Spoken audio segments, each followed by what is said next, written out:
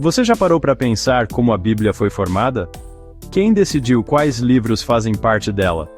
Será que os primeiros cristãos já tinham uma Bíblia completa? Hoje, vamos explorar a origem da Sagrada Escritura e o papel fundamental da Igreja Católica na sua preservação. Muito antes do nascimento de Cristo, o povo judeu já possuía textos sagrados. Esses escritos foram compostos em hebraico e aramaico ao longo de séculos, mas, com a expansão do Império Grego, grande parte dos judeus passou a falar grego em vez de hebraico. Por isso, no século III a.C., o rei do Egito, Ptolomeu II Filadelfo, encomendou a tradução das escrituras hebraicas para o grego, para serem incluídas na famosa Biblioteca de Alexandria. Segundo a tradição, 70 ou 72 sábios judeus realizaram essa tradução em cerca de 72 dias, o que deu origem ao nome Septuaginta, que significa 70. A Septuaginta continha não apenas os livros do Antigo Testamento que conhecemos, mas também 7 livros que mais tarde foram rejeitados pelos judeus: Tobias, Judite, Sabedoria, Eclesiástico, Baruque e os 2 livros dos Macabeus, além de partes adicionais de Esther e Daniel.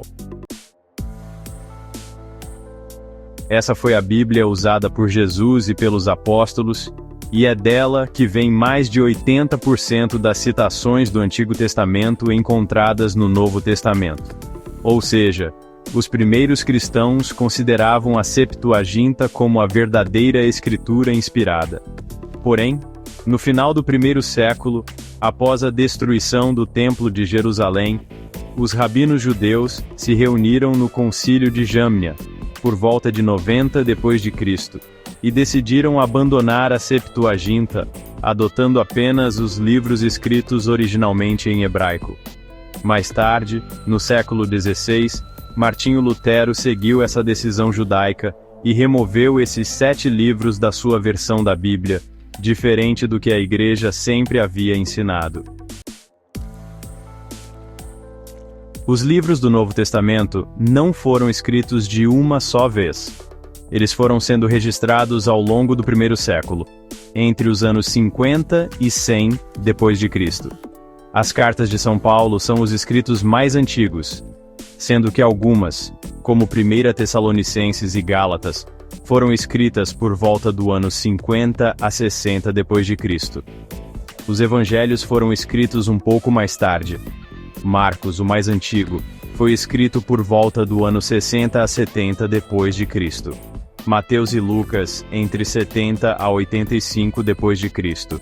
João foi o último, escrito por volta de 90 a 100 d.C. O livro do Apocalipse também foi escrito próximo do ano 100 d.C., já no final da vida de São João. Nos primeiros séculos, além desses livros, outros escritos circulavam entre os cristãos, incluindo evangelhos apócrifos e cartas atribuídas a apóstolos. Mas como saber quais eram realmente inspirados por Deus? A resposta está na tradição apostólica. Os bispos, sucessores dos apóstolos, analisaram os escritos e reconheceram como inspirados aqueles que estavam em conformidade com a fé ensinada por Cristo. O primeiro concílio da Igreja a definir oficialmente o cânon da Bíblia foi o Concílio de Cartago, em 397 d.C., sob a autoridade de Santo Agostinho. Mas por que a Igreja precisou definir o cânon? Nos primeiros séculos do cristianismo, muitos escritos começaram a circular e nem todos eram confiáveis. Alguns textos heréticos, como os evangelhos gnósticos, apresentavam doutrinas contrárias ao ensino de Cristo e dos apóstolos. Além disso, diferentes comunidades cristãs usavam coleções de livros variadas, o que poderia gerar confusão. Para unificar a fé e evitar a disseminação de heresias, a Igreja, com a autoridade recebida de Cristo, reuniu-se no Concílio de Cartago e definiu oficialmente os 73 livros da Bíblia. 46 livros do Antigo Testamento, seguindo a tradição da Septuaginta, e 27 livros do Novo Testamento, que já eram amplamente reconhecidos pelos bispos da época. Essa decisão foi confirmada pelo Papa Damaso I e reafirmada em concílios posteriores. No século XVI, o Concílio de Trento reafirmou o cânon diante das mudanças feitas por Martinho Lutero, que retirou os 7 livros da Septuaginta.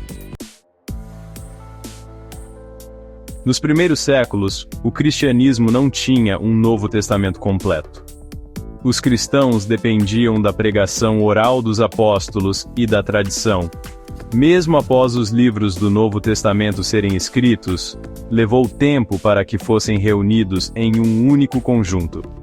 Durante séculos, a Igreja Católica foi a guardiã da Sagrada Escritura, copiando e preservando os manuscritos bíblicos. Foi apenas com a invenção da imprensa que a Bíblia se tornou amplamente acessível. A Bíblia não surgiu sozinha, nem foi definida por indivíduos isolados. Ela foi formada dentro da Igreja, que, guiada pelo Espírito Santo, discerniu os livros inspirados. Como católicos, devemos sempre lembrar que a Bíblia, a tradição e o magistério caminham juntos para nos transmitir a verdadeira fé. Se gostou desse vídeo, curta, compartilhe e inscreva-se no canal para mais conteúdos sobre a fé católica.